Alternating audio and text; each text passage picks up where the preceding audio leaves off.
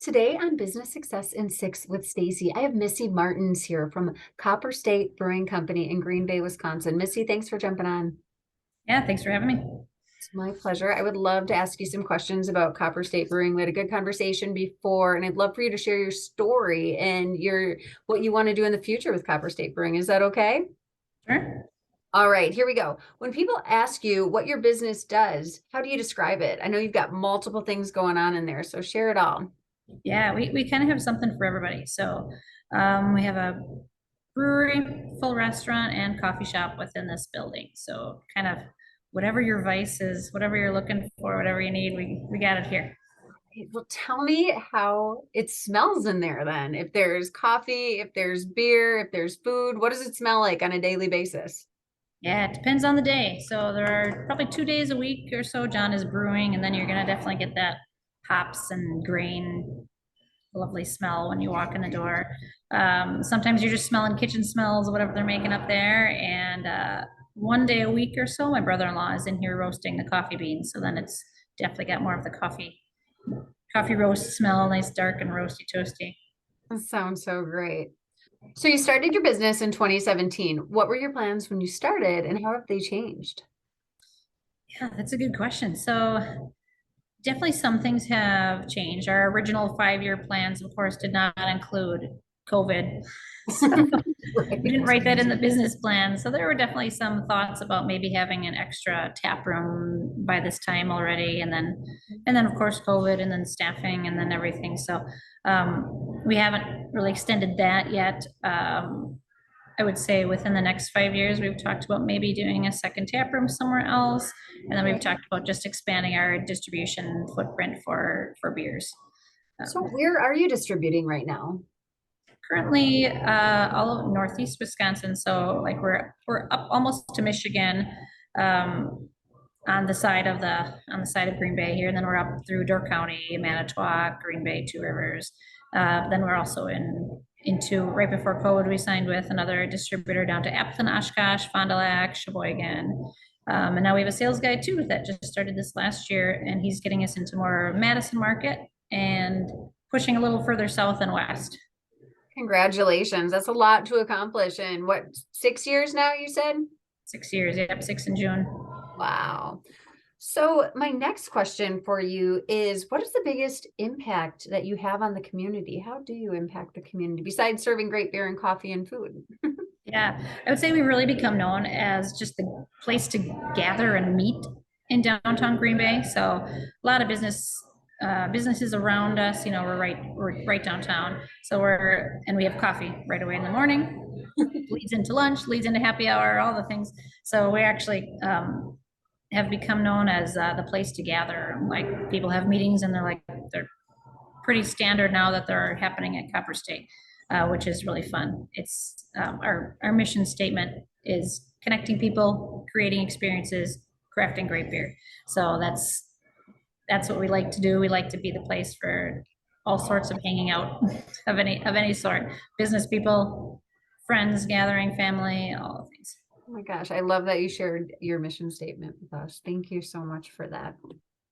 So you said you didn't write COVID into the business plan.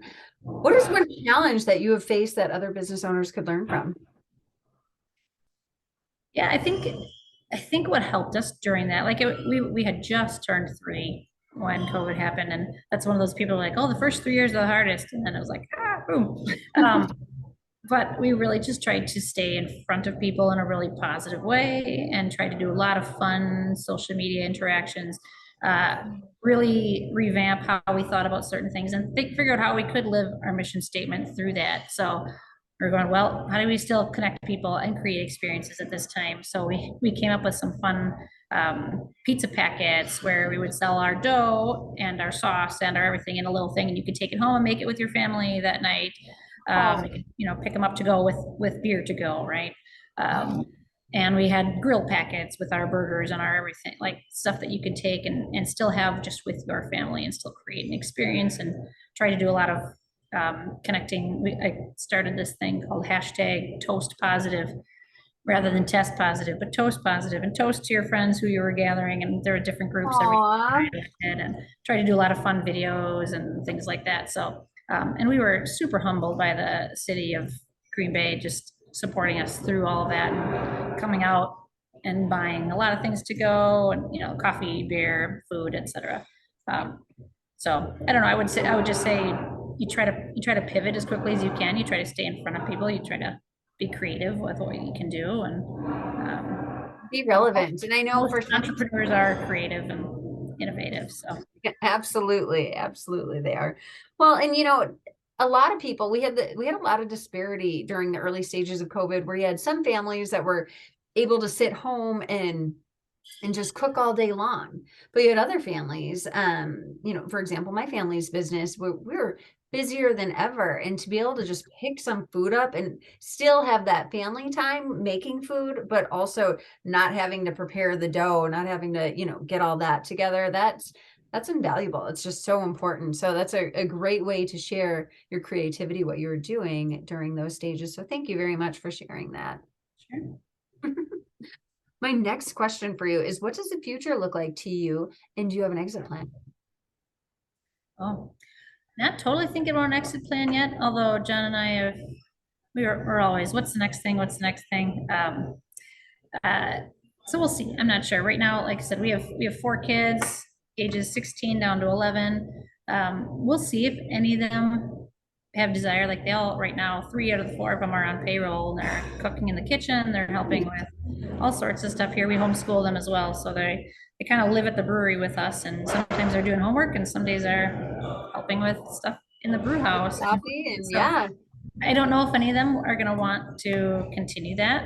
We'd like that option for them if they want to keep growing the family business or work in some capacity. Because right now we all work together, we're all on the same page, heading in the same direction. It's really fun to do that, but we're not going to make any of them do that if it's not what they want to do.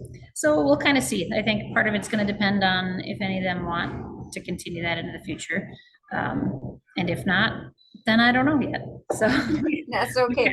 Well, you mentioned that you're growing, so there might be a lot that happens in the future with them. So, right?